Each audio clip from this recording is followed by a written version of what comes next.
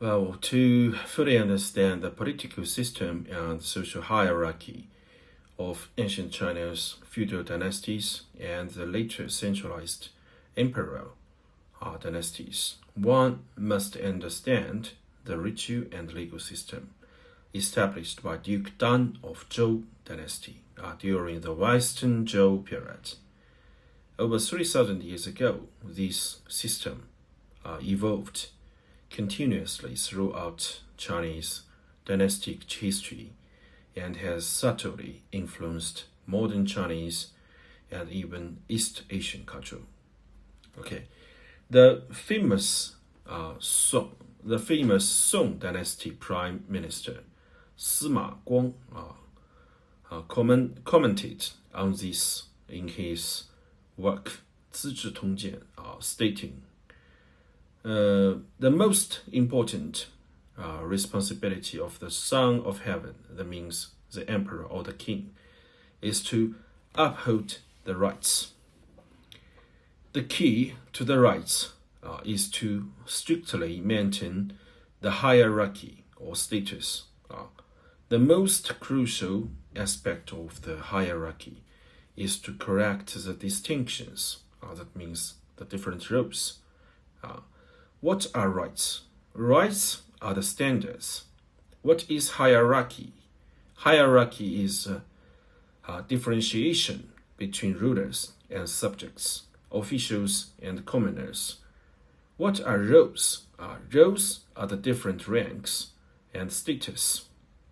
Throughout the vast land and among millions of people, why do they willingly follow the commands of a single person? With military prowess and high intelligence, it is because of the strict rites serving as the standard. Therefore, the Son of Heaven, the King, governs the three dukes. The three dukes govern the feudal lords.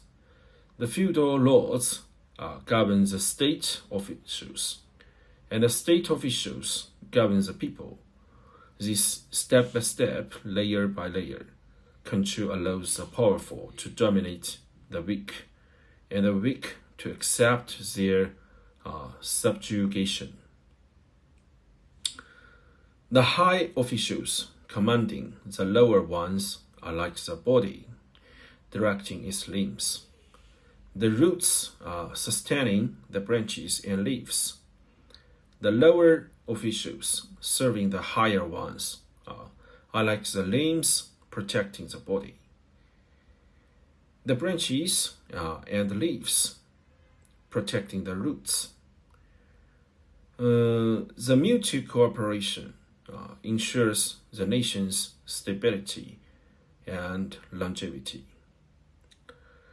This is the foundation of ancient China's political and social hierarchy, known as a ritual and the legal system. People who are interested in Chinese history and trying to understand China must have a basic understanding of this system, these rites and hierarchy. Confucius emphasized and explained this. The relationship between the king and the people is as unchangeable as the relationship between heaven and earth. Therefore, in Confucius' own historical writings, Spring and Autumn Annals, he deliberately devalued the feudal lords, and revered the Son of Heaven. Even if the royal family members were incompetent, they were still placed above the feudal lords to emphasize the importance of maintaining the distinction between kings and subjects, supporting the Zhou rites. Only in the case of tyrants like Jie of Xia dynasty or Zhou of Shang dynasty, or benevolent rulers like Tang of Shang dynasty or King Wu of Zhou dynasty, could the mandate of heaven and the position of the Son of Heaven change. Otherwise, the distinction between kings and subjects should be preserved, even at the cost of one's life. The essence of the rites is to distinguish between the noble and the base, to differentiate closeness and distance, and to judge right and wrong and handle affairs. Without official rank or title, one cannot function. Without power, one cannot succeed. Different ranks have different powers. The hierarchy is clear, and order is naturally established. If official rank and power are lost, how can the rites exist? For example, during the spring and autumn period, there was a commoner named Zhong Shuyu.